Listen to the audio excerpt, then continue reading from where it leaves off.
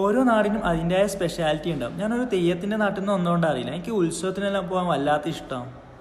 ഉത്സവത്തിന് മാത്രമല്ല കേട്ടോ, ശരിക്കും പറഞ്ഞാൽ തെണ്ടി അടക്കാൻ വല്ലാത്ത ഇഷ്ടം. ചെങ്ങായി പറഞ്ഞ ഇവിടുത്തെ ഏറ്റവും വലിയ കോടി ദീപോത്സവം നടക്കുന്നുണ്ട്. ആ പരിപാടിയിൽ എൻ്റെ അമ്മേൻ്റെ ഡാൻസും പരിപാടികളും കാര്യങ്ങളുണ്ട്. നീയും വരണം. ഞാൻ പിന്നെ പറയേണ്ട താമസം ഷർട്ടും പെയിൻ്റിട്ട് നേരെ ഓൻ പറഞ്ഞിട്ടുണ്ടെങ്കിൽ ടിക്കറ്റും കാര്യങ്ങളും സെറ്റ് ആക്കിയിട്ടുണ്ട്. ഞാൻ വിചാരിച്ചിട്ട് VIP ടിക്കറ്റ് തന്നെ കിട്ടുന്നു. ഇനി നമുക്ക് കോടി ദീപോത്സവത്തെ കുറിച്ച് പറഞ്ഞാൽ ഹൈദരാബാദ് എല്ലാ വർഷവും കാർത്തിക മാസത്തിൽ നടത്തിയിരുന്ന ഏറ്റവും വലിയ ദീപാവലി ഉത്സവം കൂടിയാണ് കേട്ടോ ഇത്.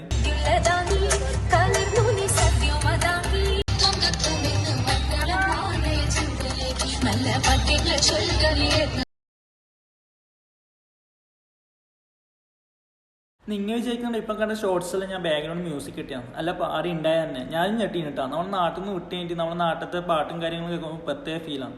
ഞാൻ എൻ്റെ കൊളീഗ്സിനോടും പറയുമ്പോൾ ഇതെൻ്റെ നാട്ടിലത്തെ തിരുവാതിരയും കാര്യങ്ങളും ആ പാട്ടെല്ലാം നമ്മുടെ നാട്ടിലത്തെ പ്രത്യേക ഫീലെല്ലാം തന്നിരുന്നു. ഇപ്പം മുമ്പിൽ കാണുന്ന തെലുങ്കാന സെക്രട്ടേറിയറ്റ് നമ്മൾ ഈ പരിപാടിയെല്ലാം കഴിയുമ്പോഴത്തേക്കും നല്ലോണം ലേറ്റ് ആയി കേട്ടോ. ഒരു 12:30 ടൈമെല്ലാം ആയി. നല്ലോണം വിശക്കുന്നുണ്ട്. നമ്മൾ ഫുഡ് കഴിക്കാൻ പോകുന്ന കഴിച്ചാൽ സെക്രട്ടേറിയറ്റിന് രാത്രി കാണാൻ നല്ല പാങ്ങുണ്ട് കേട്ടോ. നല്ല വിശക്കുന്നുണ്ട്. ബാക്കി ഫുഡ് കഴിച്ചിട്ട് പറയാം.